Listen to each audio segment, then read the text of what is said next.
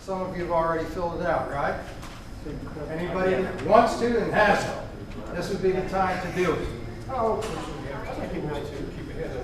I tout our membership as well, real quick here before we start? Okay. Guys, welcome tonight. If you haven't received one of these, this is a Dallas Sierra Club brochure. And if you would like to join Sierra Club, it's a $15 opening offer. You get a lot of benefits for that, including a beautiful magazine every quarter. But if you'd like to have and know about our group, anybody want to get a brochure? If not, I'll put them up here and you can take them. There's also brochures for our chapter. Dallas Group is a part of the Texas Sierra Club chapter called the Lone Star chapter. Here's a brochure about what we do in Texas. Okay. So all this information is up here. And the interest on here is Victoria wanted us to make an announcement about.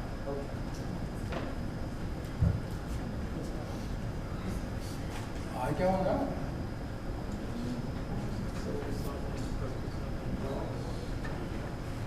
Okay. It's after 7 o'clock. I'm Dan Moulton, the chair. Thank you, everybody, for being here. We're having difficulties, but we think we can do this and get through it without a microphone, if your voice holds out. We've already talked about the interest forms, so you filled that out if you want to, right? Can you put up about the, there's an announcement I was asked to make about, Oops. I don't know what it's about. I'll have to see the, I'll have to see the slide. I am sorry I didn't put it on this. You didn't put it up? It's a, oh boy. Renee, do you know about Victoria was doing this gardening project? Oh, with the students? Yes. Yeah, there's still, I don't have anything new to tell you. It's the RISD is where they're doing. She wanted to announce it tonight. Okay. Richardson Independent. Richardson Independent School. Oh, this is it right here. Okay. I was gonna say. Please read this announcement. I promised I would bring it up. So, our Conservation Committee Chair is interested in getting people to participate in this activity over in Richardson at that elementary school, 21st. TCA, Texas Conservation Alliance, has details on their website. Okay. She's looking for volunteers to working with kids at high school. To work with the kids to do this, it's a pollinator garden, I assume, right? Okay. A lot of fun. I have a question about that. Is it to create a pollinator garden?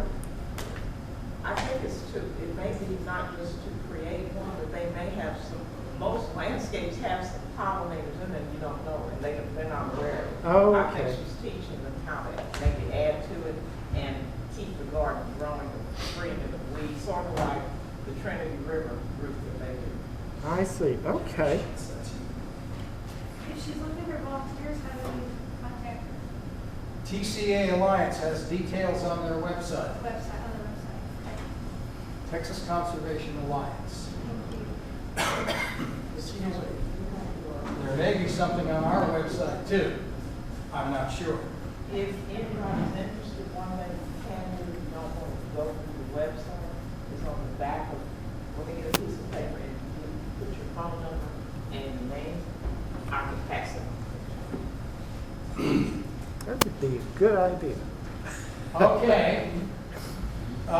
Were there other announcements we needed there, John? Run through those pre-meeting announcement slides, if you would. Did it the hard way.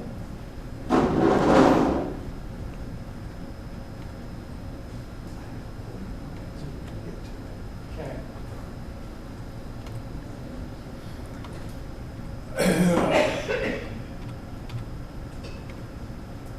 We have this one. It's Okay.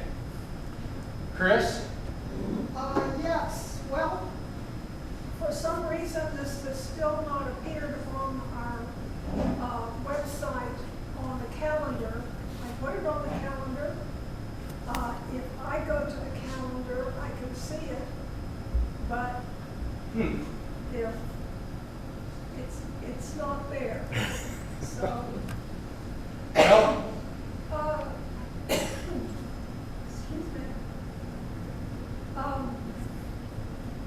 That it would be the first in 2 years of our climate change walk through downtown Dallas. It's a 2-mile walk.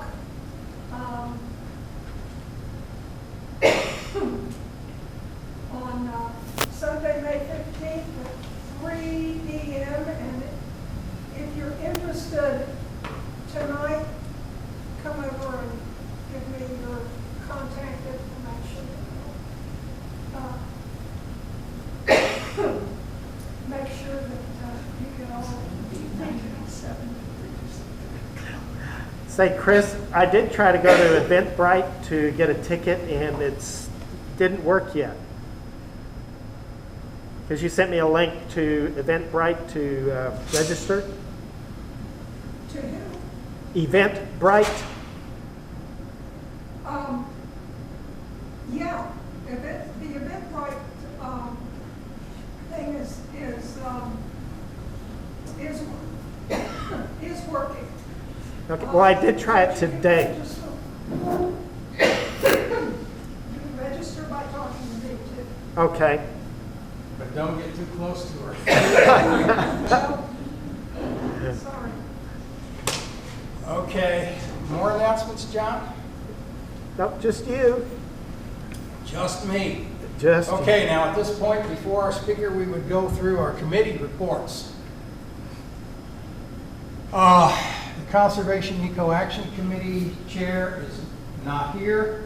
Do you have anything On the activity, Catherine is not here either. no, I think probably she was here, she was planning to volunteer with the project. That's why she wanted to announce That that would name. have been her report. Okay, so Conservation Eco Action is, skip over, it was that announcement we showed you earlier. Upcoming programs, what's coming up next month? Next month, it is that City of Dallas has a urban garden committee, if you will, and they're looking at lots of different things. They're trying to make a canopy, especially in hot spots like south where there's trees, but there's not a lot of covering streets with trees. So they're trying to generate the importance of trees. They also have an ordinance where, with all the development that's going on in Dallas, especially some of the older parts, there's no regard for some of these old trees. I mean, they were renovating my church, and I had to tell my pastor, don't we really, don't you really want to keep that tree? Some of these trees are 50 years old or older, so there are now, they call it historical trees. You don't have to tie yourself to a tree anymore like they did in the old days. There's ordinances that protect you from that, and you can just show the ordinance. And there's a push to have a person that is educated in the tree ordinances and saving trees on all development teams, especially with people like TXU, so you don't just drive through and hack, these trees. So he's also going to talk about plans, for plants for the trees, what they've done so far. It sounds dry, but it's really interesting and may help some of us who are trying to save trees or in arguments or discussions with the company in the neighborhood about trees. I mean, here's your way out of the ordinance. So that's what we're going to talk about. His name is Irwin. And the whole team, everybody has something different than they do. That's for July. And June, one of his team members, her black friend is Karen Woodard. She will be doing invasive species of plants, insects, that kind of thing, to show you some things you don't think of, like goldfish. Goldfish introduced into the ecosystem are actually dangerous. We think of them as little tame things in the bowl and pulling came out of the Trinity at 10 pounds, they destroyed it. So, yeah. So that's what's coming up. Yeah, the jar Yeah. will take care of it. Okay, is that it? That's it. Okay, and before I forget, is there a Michelle Sear present here tonight? Michelle Sear, C-Y-R? No, okay. Next, David, our political committee chair, wants to make some political announcements. All right. Well, thanks, everybody. Thanks for bearing with us as we're getting used to being back and live and in person. It's a big change from our Zoom experience. So, plus we have a room that's changed since we were here with new equipment. So thank you for your patience. I'm David Griggs. I'm the political chair, and I wanted to remind you that there is a very important runoff for the primaries. Both parties are going to run off on May the 24th, and early voting is next week from May 16th through the 20th. And Sierra Club has made a statewide endorsement in a very important race, and that's the Office of Land Commissioner. You may have heard of the General Land Office. It is that office in Texas that deals with all of the property that the state of Texas owns. And so it's a very important position for the environment because what happens to that land, the wildlife on that land, the wild nature of that land, the oil leases on that land, and a lot of that land is beach land.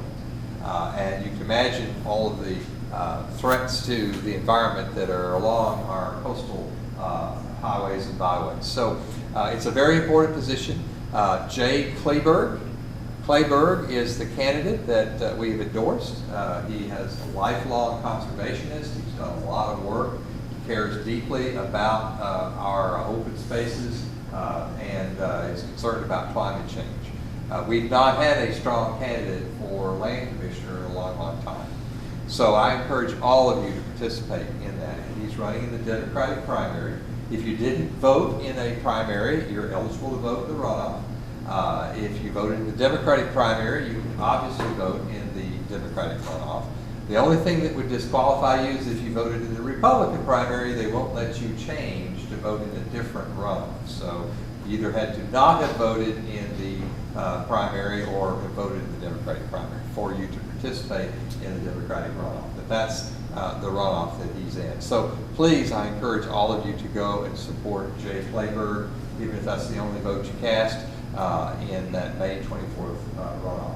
We also have 2 state house races that will probably not affect most of you, but if you happen to live in House District 114, which is kind of central in East Dallas, John Bryant, the former congressman, is running for the State House of Representatives. He's come out of retirement. He's in a runoff for that position, and we're supporting John Bryant. If you should happen to live in District 100, which is parts of downtown and South Dallas, around Fair Park, we're also supporting a candidate named Benton Jones in that area. That's probably not likely to be a district that many of you may be coming from, but those are the 2 House races that we have made endorsements in this area, and so I encourage you to support that and to support our political efforts. Some of you have given before. TurnTexasGreen.org is the website where you can make a donation, or you can let me know tonight if you'd like to help our political efforts. So that's my report. Dan. Okay, thanks, Thank you. David. Now, on outdoors, Mark Stein is not here, Liz Whelan is not here, Arthur's not here, Right. but Hey, John Lingenfelder is going to comment on our outdoor program right now. yes. What's upcoming? If you if you get our outdoors newsletter, which is really good, you'll know that we have a planned event Memorial Day weekend at Bandelier, and in July going up to South San Juan Wilderness. It's another backpacking adventure, and then Colorado State Park in October. That is basically the what they call the family outing. But instead of going up to Arkansas, we're going to do it at Colorado Bend State Park. Now, Bandelier would be great if it wasn't for the fires. If anybody is unaware, New Mexico is having a ton of fires, and Bandelier right now, is closed. So you can't be there. So tomorrow, it looks like it's going to be the day that we're going to cancel that. So Mark, being the fabulous outdoor leader that he is, has organized a different trip. And this one is going to New Mexico, but it's going to the south of Bandelier. It's going to be a really great trip, backpacking for 2 nights, 3 days. So I'm looking forward to it because I'm going. Is anybody else signed up to go to Bandelier right now? Just me, okay. Have fun. And you're not going. I'm going, darn right I'm going. I'm not going to miss it. I missed the one going to Arkansas, so I like missing this one. You're not going to Bandelier, though. No, I'm not going to Bandelier because they said I You're can't. going there. I'm going here. You darn right. And if anybody is unfamiliar with, Liz Whelan does Inspiring Connections Outdoors. This is to get disadvantaged children mainly to the outdoors. And we have we have one of the best in the nation, actually. Liz has won awards for it. And this is to get people who are disadvantaged out to the outdoors. And so get in touch with Liz through the website and ask her about it. She will love to tell you all about Inspiring Connections Outdoors and everything they have done, because it is really something fabulous. No. Ask. The mask stays on. Okay, John. Okay, that's it. Okay. That is it for your announcements. So at this point, would you like to introduce our speaker, Renee? Since you signed her up, right? Sure, Victoria. I don't think I need a microphone. Well, we don't have. We don't have. Oh, that's right. Good afternoon, everybody. My name is Renee Robertson, and I am co-chair for programs. That means we network and I find speakers. I have a co-chair. Her name is Victoria Howard. She's also the chair for conservation, and she is just dynamite. But she's not able to be here today. She lives pretty far outside of Dallas, so a lot of times, since I live right up the street, I'll just, do the legwork part. But we both would like to thank you for coming. Thank you for being interested in the environment. And our first speaker, And only, right? yeah, our only speaker, and she's gonna make up for all that, is Terry Schultz. And I'm gonna read directly from Terry's card so I don't miss anything. She has a slogan, recycling today for a better tomorrow, and how true is that? She is account manager for United Electronic Recycling. And I first met Terry and her group. There is a church on the Plano end of Coy, and they're in a partnership with this church. And every second Saturday, you can take electronics up there, paper, and they do a wonderful job. And so that's how I met them. And so then COVID hit, and we didn't get to do anything. And then she reached out to us. So I'm so glad she did that. So without further ado, I'd like to let her tell you some more about herself and introduce Terry Schultz.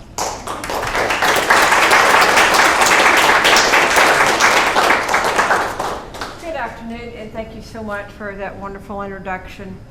I've been in the recycling world since the late 1990s and got started in it, working at an environmental firm, engineering firm, when sustainable development was all a brand new concept. And some of y'all might remember the early Sustainable Dallas meetings they were having, and that helped cement me in my new career path in this industry. And for about the last 18 years, I've focused just on electronic recycling. I owned my own company for about 10 years and then merged in with UER about 3.5 years ago. It's a very challenging, complex business, and I love working with a dedicated team. You can reach more, do more, and it's been awesome. So thank y'all for having me. I love to talk to people. I love to network. And I think it's incredibly powerful. You never know when you meet someone where that's going to lead and what connections are going to become from that. So that's great. Okay, do I need to, is this working? Let's see. We hope. We hope, okay. Hit the center button. No, the rightmost button. Awesome, okay, great. Okay, here we are. We were founded in 2011. Collectively, we probably have 100 years of experience in the recycling field, and I think that says a lot. Besides myself and my years, our owner's been in it for a very long time. Our general manager has been in a recycling both for large commodity volume products and the e-waste business, and then others in our team. So that experience and understanding of the industry and all the types of equipment and situations that can happen out in the field, all that bring to our story and who we are and why we're maybe a little different than others in town. We are locally owned. We are servicing all of North Texas and Oklahoma, and we're moving down into the San Antonio, Austin area, and we'll probably do some reach out to Houston in the next year or so. We service everybody with electronic recycling. Everybody has computers today. So we have our commercial accounts, we have government municipal accounts, we have the individual that brings things to us. So we're kind of there for everybody. Our main core of services is e-waste. You know, that means picking it up, processing it, breaking it down into commodities, reselling some of it, the data security part of it. We've also branched into some other things like collecting textiles. We have a document shredding company now, and one of our sister companies is an office furniture store. And I'll share more about those things later. And it's amazing how all these things can interconnect. So I'm going to kind of start with a couple of pictures or graphics just to make you think as I talk more about things tonight. We're only recycling about 22% of electronic e-waste. You know, you walk in your big retail store and you see all the vast amount of all kinds of electronics. You see your TVs and your computers and all the handheld appliance gadgets, and it's just full of things like this. Well, we're only getting about 22% nationwide on electronics. And you can see the difference in some of the stats. Now, this slide is about 2 years old or so, but I think the numbers and percentages still hold pretty much true to give you an idea. But there's 20 million TVs, and only about 6.3 million TVs are getting recycled. And I can tell you, we recycle many, many TVs, especially because we service so many community events like the City of Plano and other communities, neighborhood associations. We see many, many TVs of all sizes and types. So you could just kind of see some of that. So about 77% is not getting recycled. What happens to it? It's sitting in your closet, it's going into the landfill. I don't know, you know, it's just not happening. Some of the barriers toward electronic recycling is the lack of legislation. You know, there's no national mandate that you have to recycle. There's no state mandate in most states. From city to city or parish, county to county, you have different laws and rules about what they will and won't take in their landfill. So it's a mixed bag out there. Unless it's a very harmful, hazardous waste, there are very few regulations on electronics. It's mostly considered universal waste. So you say you're done with it, we get it, we have to process it, decide its path. Things like the TVs do have hazardous materials in them, so we send them to specialty processors, and it goes into a different category at that time. But, you know, the cost, I mean, we have to charge people to take their old CRT monitors and TVs, and not everybody can afford that, most can. We have to charge now for pickup fees and things like that. The economics of the industry's just changed. And sometimes here in Texas anyway, it's been more affordable just to go put it in the landfill than to get it recycled. So that's ironically one of our competitors or challenges. Positive influences are groups like this, people that care and that talk, communities that have events and that open up the door to give broader access to getting their old electronics into a recycling stream. professional companies like ourselves that know what we're doing and we're reclaiming this stuff. And then there really is, one of the positive things is in electronic recycling, there is so much that can get reclaimed. Unlike some things like plastics, it's much harder to really be effective and successful with plastic recycling. The electronics, we've got all that metal of different grades, and we can capture that and keep it back in that sustainable economic loop, if you will, moving forward. So, I'm going to talk a little bit about who we are and how we do things. And then I'll come back into some of the reasons of why you want to recycle. We'll take all types of electronics. If it runs on electricity, we can take it. If it's scrap metal, we can take it. You've got computers and laptops and server equipment, all types of TVs, printers, copiers, fax machines. We'll take toner cartridges, new or used, inkjet cartridges, all that stuff we have sources for. Keyboards, mice, we get all kinds of wires and cables, from your own antenna cables to your new extension cords, whatever it is, we can take them. We're going to separate out into different grades. We get a lot of gym equipment. I mean, I personally adopted an exercise bike that came in an event the other weekend, and I just know I'm really going to use it. But we can see all kinds of stuff. And if it's got that metal in it, and if it's got often sometimes some kind of little board or chip or whatever, we're going to take it in and process it. We take all types of appliances. We'll get the large white boxes, we'll get the small, we'll get your curling irons, the vacuum cleaners, the ceiling fans, all that stuff will come in, especially when we're doing community events. So think about what might be around your house next time you're around one of your community events, and there's probably stuff you've been leaving in your back closet or stuck here or there in the garage that you may want to go ahead and get out of the way and get to the recycling stream.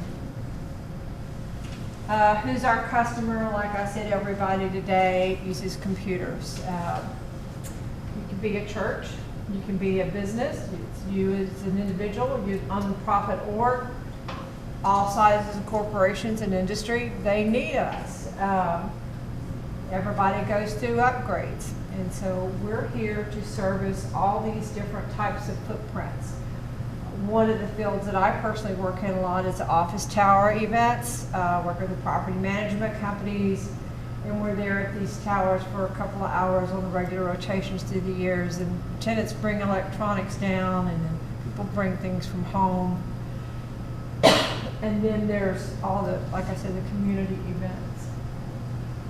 We also accept drop-offs at our facility in Capel. So just some of our customers, the City of Plano, City of Frisco.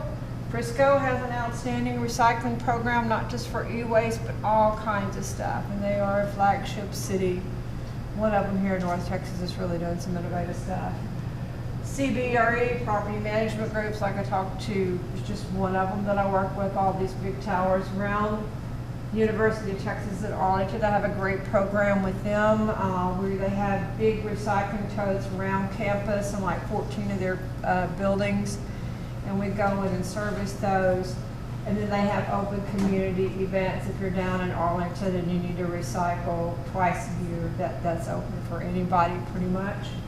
Dallas College, these folks right here are one of our customers. We have every month we're having an event at one of their campuses, and that's been awful fun. Besides, the people here at Dallas College are way cool, if you know any of them. They really care. SpaceX, I'm awfully proud of that because I'm a space sci-fi nerd, getting to work with that account. And we've been down to McGregor and down to Brownsville, Texas, and brought things back. So I think that's cool. It's part of our future.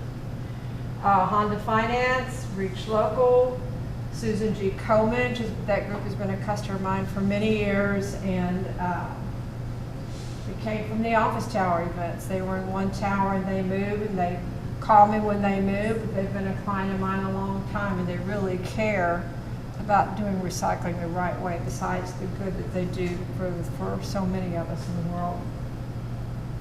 a fun one, Medieval Times and Dinner. Again, being kind of a sci-fi nerd, working with medieval times is kind of fun.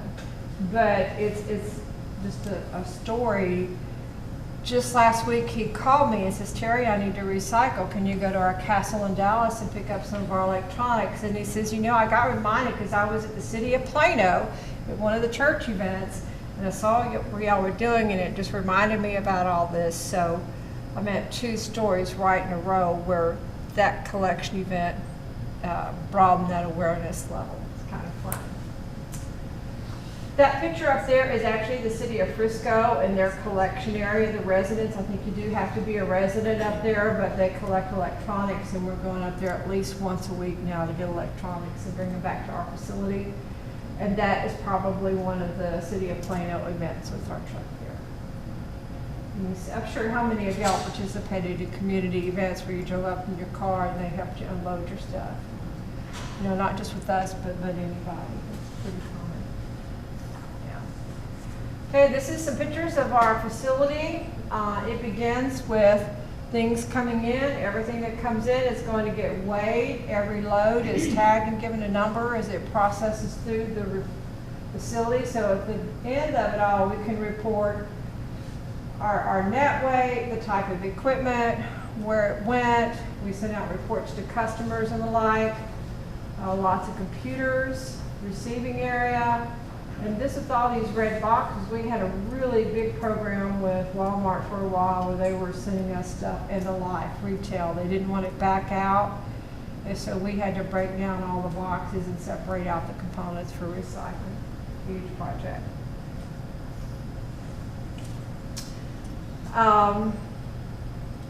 You know, it begins with everything coming in and getting received. We use a program called Audit Bench to track all of this stuff.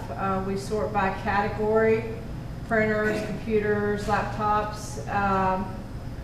Most all the computers, old computers, servers, laptops, they get broken down into parts, and I brought some pieces of that sort of stuff here. So if you want to look at it and pick something up, please go ahead and do that. Not everybody's had the chance to actually see what's inside a computer. And if you just, you know, so it's kind of cool, some of the stuff and what it looks like. Hard drives are going to get separated. The old hard drives are going to get taken apart for different scrap metal. The newer ones might get wiped and refurbished, and some people will pay us to do multiple pass DoD level certified wipe, or to just actually shred the drives. Testing things that can be refurbished or reused, that's about 20% of our business. You know, we resell online on eBay. Large-scale commodity buyers will come in and buy from us and resell in their own stores, and then people will come in through places like Facebook Marketplace, and they need an extra computer for their house or monitor or whatever, and they'll come to us. So we have to evaluate, test, refurbish, tear down. That again, that's like I said, all the computers and servers and such. And those are some of the commodities we generate through the process. You can see some of the old flat screen monitors. You can tell how thick they are. Those are old-fashioned flat screen monitors. And so we go through those, we'll take the stands off, and we put them face to face, and then we ship them out to a specialty processor in volume. And a lot of those, when they go over to different specialty production places, they're going to take them apart and reuse some of the front panels and get them turned into small TVs and stuff like that, or break down the commodity metals even further. The other picture is of laptop batteries. We get those out, and again, it's all about separating these different metal streams by type of commodity. We'll also get cardboard, styrofoam, and things like that from packaging that becomes one of our recycling streams. Success story, I show this because this is up in Frisco. They are one of the few places in the Metroplex that have styrofoam recycling. And they have a densifier there where they take these big bulky pieces of white styrofoam and condense it down into logs. And so when we go up there to pick up electronics, we will usually have a gaylord or so of styrofoam. And so we take it, we drop it off, and we pick up our electronics. And one of the challenges about styrofoam and some of the other plastics is that it's so lightweight, takes up so much space. The economics of moving it from here to here is difficult. But this is a success story and one that we partner with. Again, some pictures of our shop. This is our receiving dock where everything is getting weighed. The guy on the whiteboard there, they're in rows and rows of equipment and tagged, and we know where all these different loads are as it moves through the facility to different spaces. The yellow bin is from the computer breakdown area. The shell, PC cases and shells generates a lot of scrap steel that goes straight into the giant steel hopper. And this is one of the benches there where we're breaking down computers into motherboards and power supplies and cooling fans and all of that. This is some of our reporting that we do. I think it's an important sell point. When I talk to customers, I always talk to them about it, and I often send out sample reports so they know what to expect from us. But you'll get a summary report showing the net weight and type of equipment, certificate of destruction or recycling, and then sometimes people have hard drives and they need those serialized, or there's some equipment that's end of life and they need that serialized. So that's some of what we do. Just some general stats about us. Last year in 2021, we did 8 million pounds of electronics came through our door, and we recycled back out. 400,000 pounds of that were computers. That includes computers, laptops, and the like. TVs, about 659,000 pounds of TVs. Again, that's tube, flat screen, rear projection, any kind of TV you can think about. Motherboards, which come from the breakdown mostly of computers and servers and the like, about 65,000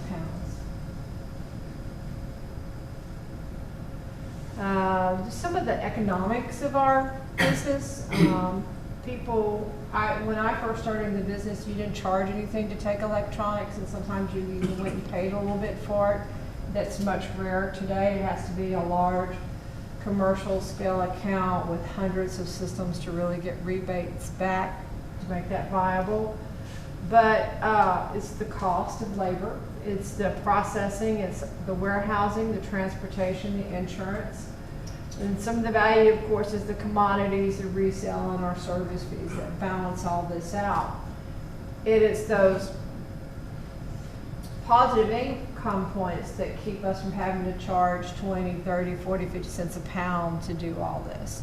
We can keep the cost down to a minimum because of these other factors that go on in our industry. So now I'm going to kind of move into the other points of why you want to recycle. Electronics, they do contain metals, chemicals. And when they get thrown out in our landfill or left out in the back pastures and such, over time they're going to leach out some of the heavy metals or bromides or chemicals that went into these things. And we really don't want that to happen. Let's not put that in our environment for the next generation to deal with. Some states, like California is one of the more regulated states on all this, but companies can get fined if they legally dispose of electronics, and there's a little story there of how that happened. And just be aware of this stuff. Most of it contains just a little bit of hazard in there, so think about it before you just throw it away.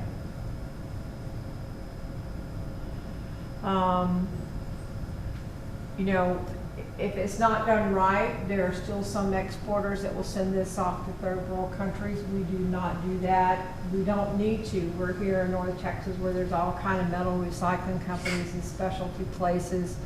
And here in the States, you can do this here. You don't have to send this overseas. Like that was the old days when this industry first got started. Still happens some, and some of those countries are now generators themselves, and they're dealing with these issues. But we don't want it to be done wrongly, or they're just burning this stuff off to get to the gold and what have you. So let's do it right. some positive reasons, it's the reuse, resale, the continued life cycle. If it gets reused, which is 20% probably of what comes in, then there's that much less activity and development and manufacturing and the like. It lowers that environmental footprint. It reduces the cost. There's the economic advantages there. Sometimes we will get, where I say pieces and parts there, I'll have a business person or a tech guy say, do you have such and such? And maybe we do, so he can keep his equipment going. That happens too, besides selling full units.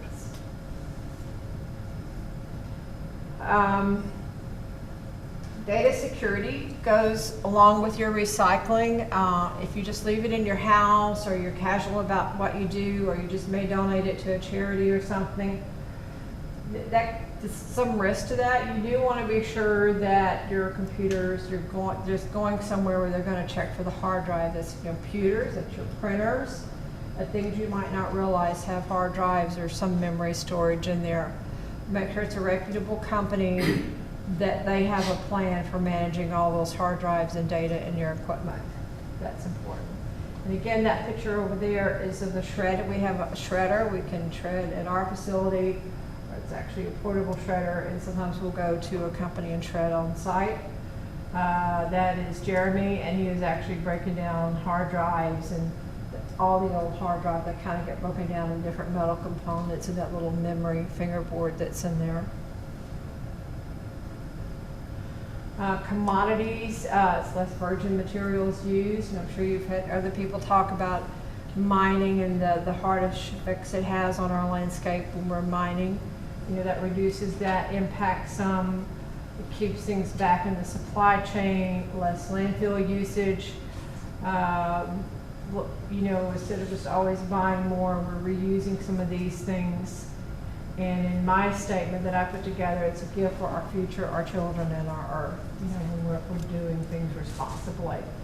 It's a Gaylord full of cell phones. You can look through there and see all kinds of generations that have come in, and some you probably owned in the past. And those are the processors. That's just one type. It's a fairly higher grade with the gold and the ceramic back. So if you ever have a tour of our facility, you'll see 100 to 200 different types of storage containers at Gaylord's, where we're separating all these metals, from the circuit board to the motherboard to the wires and the cables and the like. It's part of what you do to do it right. Again, you can see different wires, different copper, clear copper that came in, a lot of aluminum, copper, gold, silver. Scrap steel is the largest thing that we recycle, the largest commodity. We're sending out one of the giant 30-yard containers 2 to 3 times a week just with scrap steel stuff. And I'm kind of wrapping up here, but this is some pictures again of our events where we're collecting these electronics and sorting them out. And is our company slogan is recycle today for a better tomorrow. And I want to take just a minute and talk about our sister companies, if you will. We bought Mobile Shredded, a document shredding company, because if our customers have electronics, they also need shredding. And it's amazing though, I bet a third of those customers are residential calls where they need us to come to their home and shred all their old boxes and stuff, which we do, or they bring it to us. So document shredding. Our sister company, OIG, Office Interiors Group, they actually own part of UER, and we share a warehouse. One half is theirs and one half is ours. I've been in this business a long time, and I can tell you that I'll do electronics, and they'll say, will you take my old desk and my filing cabinets and my office chairs? And you could walk into our facility at times and think we were in the chair business. They just go hand in hand, so it makes perfect sense. And it's one of the reasons I chose this group to merge in with, because I knew they were blending these things. But lots of office furnishings. And we'll get called from property managers or tenant leaves, and we'll go do a complete clean out of the stuff, from office furniture to computers to whatever that's. Again, model thing, you'd be amazed how often they go together. This was just one client. I was doing a walkthrough and they were moving, and you could see a couple of rooms full of electronics, But then she starts talking about all the cubicles that need to get broke down, and the appliances, and the tables, and the file cabinets. And it just turned into a huge combined project. Just a quick here, furniture is becoming a big issue on recycling. I don't know if y'all have had a chance to ever had anybody tell you that, but a lot of the newer furniture is made very cheaply. It falls apart pretty quickly. It's particle board. It's limited what can be do. Styles change. Some of the beautiful old wooden desks, there's just no market for it, and we actually have to break that down into wood recycling, some of that stuff. But there are times when it can be refurbished, and here's a couple of pictures of how old desks got redone to look like new. And sometimes clients will choose that, and they'll upscale or refurbish what they have versus just going out and buying a lot of new things. And so that's kind of the wrap up of the presentation, and I'll be happy to answer questions the best I can and talk about recycling. Yes, sir. Can we bring things directly to your facility in Capel? You sure can. You know, we're 505 Airline Drive. My business cards are up here. We're open, it has our address on it. We're open Monday through Friday, 8 to 5:30 is a good time to come by and drop off. If you have things like TVs, there is a $25 per TV. There's a $5 charge for printers. If you have any of the old clunky CRT monitors, they're $10. But other than that, there's really not a charge for anything unless you need a certified hard drive wipe, and that's $20. But we'll do that and send a certification to you. Yes, ma'am. Do you pick up things, you know, like I got a new TV from Best Buy, and so I gave Best Buy, they took my old TV, now I paid a little bit for them to do that, but then what do they do with it, and do you? Well, Best Buy is a communicate with any of huge, them? huge player. You know, the facility stores all across the country, and they have a couple of very large recyclers that they contract with and recycle the stuff. You know, they're not doing a lot of it on their store site, but they're sending it to a processor that they partner with. And someday maybe we'll be big enough to get Best Buy downstream. Yes, ma'am, you had a question? Well, I have two questions. Okay. One, I was interested in anything that has to do with space. What kind of things are you recycling from SpaceX? SpaceX. We have gotten motherboards from some process, and of course there's a souvenir of that on my desk at the office. They just had hundreds of them that just something that didn't need anymore. I have had computers come in. Of course, they pulled the hard drives, and we never see any of their hard drives, but we see the other parts. They have sent, you know, appliances. They have sent one thing that had these little lead wafers at one time, and again, that's a souvenir on my desk. I have no idea what they were used for, but it's like this little oblong thing, and we had like several 55-gallon drums of it. So it's been interesting to see what will come in, you know. And then my other question was, are you aware of anyone who takes medical equipment? And when I say medical equipment, I don't mean just the electronic stuff, like hospital beds, We without do the that. mattress, just the frame. Yes, we do that. We take medical equipment. Most any time when you come in, you will see things like IV poles and medical cabinets, and you'll occasionally see a bed or a chair or dental equipment. Any of that stuff we do take. We have been able to sometimes partner with people that needed it, like one of our buyers was from Ukraine, and he was buying up medical stuff and getting it over there. Just the furnishings. And then we have specialty people that redo medical equipment and resell, you know, so they'll buy it from us at a pretty big discount and then do what they do, and it moves to that specialty market. But yeah. Have you done any events in apartment complexes? I have one of my clients is Preston Hollow. It's a big old residential tower, and they promote this, and it's for all the people in that neighborhood. I've done homeowners associations quite a bit, and we can do apartment complexes. I'm We sure can. Your cards are not complex. Okay? We have whole sofas in the dumpster, because people are leaving, and they don't care, they're leaving. Yeah. And it just makes a burden on those of us left Yeah. behind. And, I mean, you can do some pretty decent dumpster divers, that bad, the whole sofas, the whole, you know, TVs, on the flat screens, the baby got back counters, you know, Yeah. with backs on. Somebody in that kind of thing, there would be like an event fee and someone, property manager's got to be ready to cover that, pay for that. But yes, it can be done, and I would definitely commend that. I mean, depending on where you live, some residents would actually look for that and they would see that as a plus and why they would choose apartment A versus apartment B, because they do offer that kind of thing. Yes, sir. On your website, do you have a list of events? We do community events, we do. I don't always show all my office towers up there, but the community events around town, we do. Those are fairly accessible, and you can see where you are, and if some of them are restricted to residents only, and that's notated, or is it open to anybody, that's notated. So let me share one more thing with you before I quit. This is a group I helped found and I'm part of, We Women in the Environment. We've been around again for about 20 years now, and it's made up of women that work in the environmental field or have a great passion for it. And now that COVID's kind of on the backside, we want to get back into our monthly meetings, so I identify with you totally about what it's like getting the group back together, and it's just wonderful. But I've got some of these up here, and pick one up if you like. Yes, ma'am? Do you ever help out charities? We do. We have refurbished and given them refurbished equipment.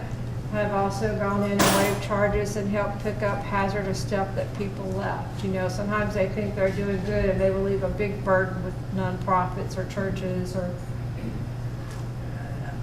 they think they've done good and they haven't. We've done both kinds of things. Yes, sir? The electronics has like rare earth elements in it? They do, And some especially of them the have phones and gold things like that. And of course, we're not at this level smelting or breaking things down, but all the cell phones will send to that specialty processor.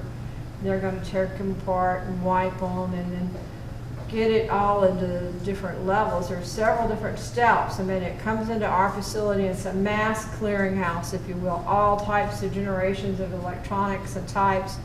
We sort it, the initial sort of triage, if you will, and then we're sending it out to the specialty recyclers, the smelters, the metal companies, and they may in turn get it in volume again, and then yet again send it down to another sort.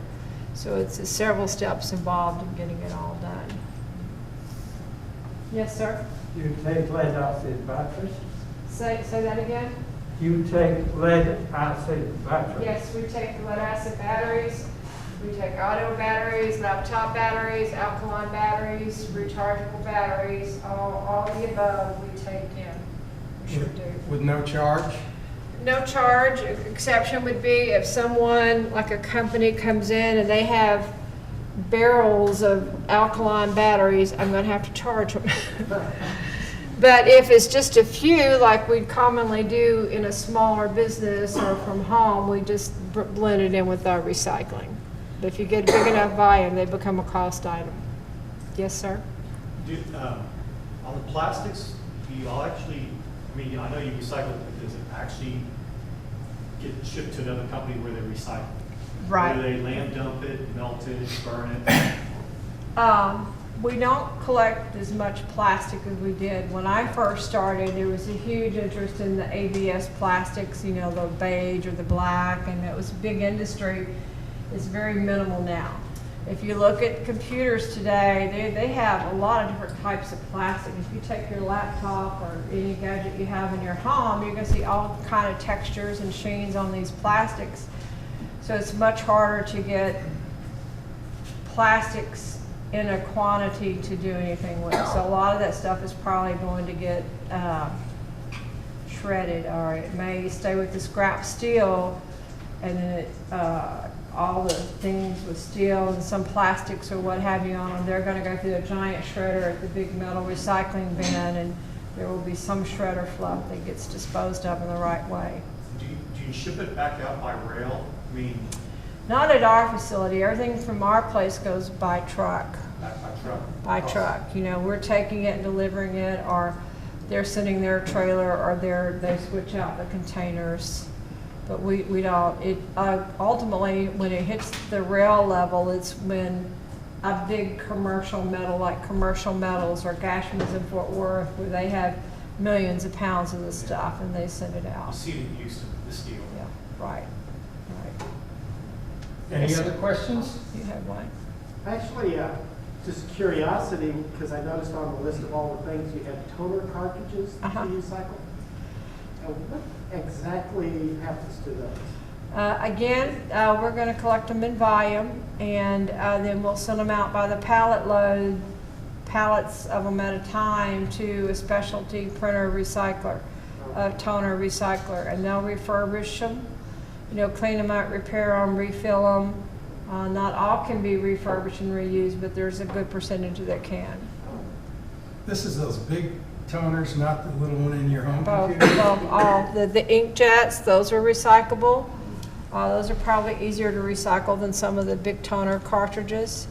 What is a challenge are the big toner drums. If you've been around your big copiers and they have that white plastic drum and you empty it and you see that powder residue that's still in there. It's a shame because the plastic itself is a very good plastic for recycling, but it's contaminated with that powder, and it's very hard to get it clean enough and process it downstream. Okay, I'd like to, this is not your field, but since they stopped taking a lot of our recycling in China and certain other countries that it used to go to, I pay to have recycling at my house. Right. Okay?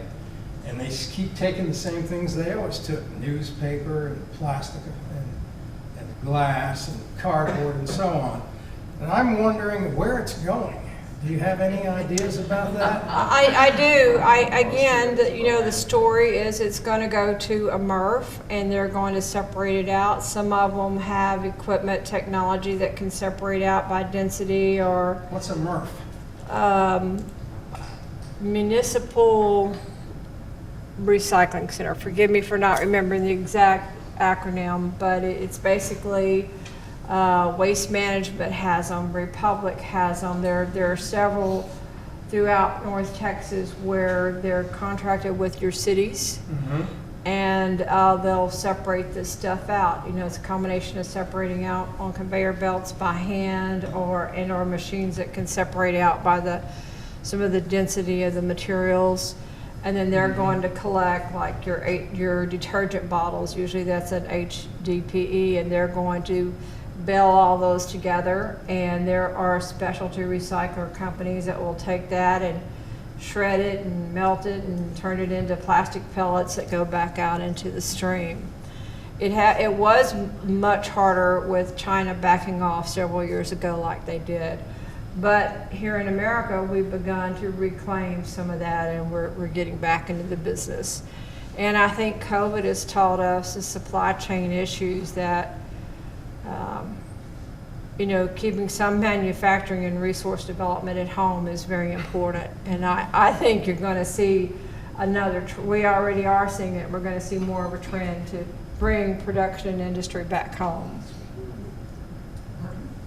Yes, ma'am. Hi, it's kind of on the same kind of home recyclable stuff. You were just talking about the laundry detergent types of plastic. Right. If a person doesn't completely rinse that out, does that contaminate the rest of the stuff if there's like soap on it? No, they've got, it's not my expert field, but they do have processes that will clean it and melt it or wash it. I think they shred it, and then they do the shredded stuff. It goes through a bath, and then that from there gets remelted down and turned into little pellets for reuse down the road. But It's almost impossible to Clean everything out. clean it out, and it would cost you more for the water to do that than the plastic is worth. So that gets burned out or washed out at these. it does. You know, if you can imagine, they've got it in, I'm sure, huge containers where it's been shredded and it goes through a wash and a cleaning. And then they're environmentally regulated, so however they dispose of that water is being done in the right way too. Yeah, I was All watching a regulated. documentary where the stuff was contaminated and they were just shipping it out because it was too expensive to clean the. And you know, some of that stuff, that's why China and some of those places shut their doors to us. And I've been in this industry long enough to see a contaminated load go out and it gets sent back. I've seen that happen. When I first started working in the business a long time ago, I saw that happen. You know, there's some, you know, like pizza boxes. For a long time, they couldn't take pizza boxes, but now they say they can. With the grease and all? Yeah, you know, people have different processes, but you have to check with your city Yeah. to see what it could take, because different MRFs or big recyclers take, they have different equipment and standards, or the city is contracted for a different level of service. So it's just from city to city, you gotta check your local website out and see what they will take. So what happens to glass mostly? Do you know how that gets processed and recycled? Well, we have a couple of places, even in here in North Texas, where they're doing glass. There's a place down south, bottles. I think window panes are actually, it's harder to do something with window panes than say bottles. I think that the CRTs, the old metal from computers, there's less and less of that, and the goal is to recover the lead, some out of that glass, and separate it out. And there's only a couple of places left in the world that will even do that anymore. And one of our first steps is a facility in Fort Worth that takes our tube TVs and stuff, and they have a contained process for breaking those open and separating out the glass, and then they're sending it in huge volumes down to one of the smelters to separate it. So again, there's these several steps of people in the supply chain or reprocess chain. So CRT is a cathode ray tube? That's what it is. And, you know, fewer and fewer of those big old TVs, and we're very happy about that. You know, we've gotten so many of them now, you know, into the recycling stream, so there are very few anymore. So Not- the not new as many. flat screens that everybody has don't have a CRT? They do not. Some of them, they'll have a little bit, might have a little bit of mercury in it, or some, they're not always the safest things either. They're not as dangerous as the CRTs, but they're not exactly completely inert either. And we probably get an occasional flat screen TV that still works, but there's so few. Or people will say it just needs this, but that part or that service is worth more than the TV. And I'm sure y'all have all been there. You just have to go buy another one rather than fix it. So probably 98% of the TVs, flat screens that come in, they just go out in bulk to the same people over in Fort Worth that initially process all these things. Okay, do we have any other questions? Yes, sir? There used to be a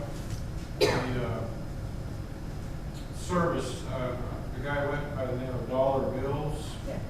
He's And still you around. remember- Is he still around? He is still around. But I do hear that they don't have most of the gold plating that used to be on the old computer parts. They don't really do that anymore. do They don't. It's not, there's not, some of these pieces that I brought here, like these are pretty old, like an Intel, if any of you are Tech Geeks. This is what they call a ceramic board, and you can see this is actually gold here. And this kind of stuff used to be very common in our breakdown area. There's, you know, decent value with this stuff.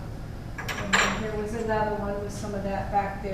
And then you can see this one has some gold on it, but a lot of that green background, which is very common now, kind of green, red, or blue, that those motherboards or chips are put on. What is So- that? Green, red, and blue? It's just some kind of plastic, and that is harder to do anything with downstream. It's hard to, you know, repurpose. But that is true, and that's part of the economic change of the industry. And that's one reason, you know, if we come get your equipment, we're probably going to charge you a transport fee. If you have TVs, we're going to have to charge you, you know, the little recycling fees. Or, you know, know, some of the big retail accounts and the like, where they want us to do the end-of-life processing, we're charging by the pound, like 20 to 25 cents a pound, just to get it done. Because the materials that were in this stuff is no longer there. Anything else? Yes, sir. You know much about other countries like Germany or Switzerland, their recycling system? I don't know very much, though I know in general they're very sophisticated with their recycling and they're innovative. Land is at a much higher premium, so they're more motivated than we are here in the States. They have a different value to all this than we do. Textiles is something I've spent some time looking at, looking into, and hearing, so many of our fabrics today, they have all this polyester and knit stuff in it, and we can't really do anything with it. So what can we do with our clothes when we're through with them? You know, if they're still wearable, then we can donate them. And you know, I bought this at a thrift store, so we keep that re-life going. But there's a lot of stuff that you just can't do anything with. Europe is way ahead of us, and America is maybe 5 to 10 years behind them in technologies, stateside technologies that can reclaim these fabrics and break apart the fibers and reuse these fibers. It's there, but it's still a ways off. Yes, ma'am. I have a comment since we're talking about textiles. If you guys didn't go to Earthx next year, please go just one day and you'll see all this information. There's a company called Soul for Soul, and they will take Part your of our group. recycled. Yeah. Yeah, They'll that's take your one of our groups. recycled. You have shoes that are gently used. I took some to the one up in Prestonwood, what used to be Prestonwood Mall area, and you get a gift card and all this other stuff for recycling your shoes. Well, I will tell you the story on Souls for Souls. The guy that owns the OIG and one of the owners of UER, Andy Gaspert's, his daughter was the gay part, excuse me, I mispronounced his name. But his daughter was like the regional chair for Soul for Souls. So over there on the OIG side, there's a whole aisle dedicated to that. And so we're literally the processor or collection area for Souls for Souls. It's a great organization where they're sending out things back to third world countries, and not just sending them, but they're working with people to have a small business and resell these things and make their income viable. It's a good story. Yes, sir? So over your years of recycling, you mentioned some positive actions that are being taken by some companies. Who's on your bad list? I think there's an unfortunate trend from Apple and some of the other people to put really all-in-one pieces that are very hard to break apart. It used to be you could take laptops and PCs and rebuild them. You build your own very easy. And now our guys, they break these things down and they have to pop them off the glue, and so there's less value. And even breaking down is harder, and separating this stuff out, much less trying to reuse the pieces and parts. So my concern is that manufacturing is making the stuff too consolidated, and there's much less thought about reuse and second life and reclamation and new products than there used to be. That's We've probably gone not backwards. an accident. No, they see it as A profit-making deal. profit. You have to go replace your whole iPad instead of just fixing something. So Okay. that's one of my things. Well, if there's nothing else, then thanks very much, Thank Terry. you. I That enjoyed was very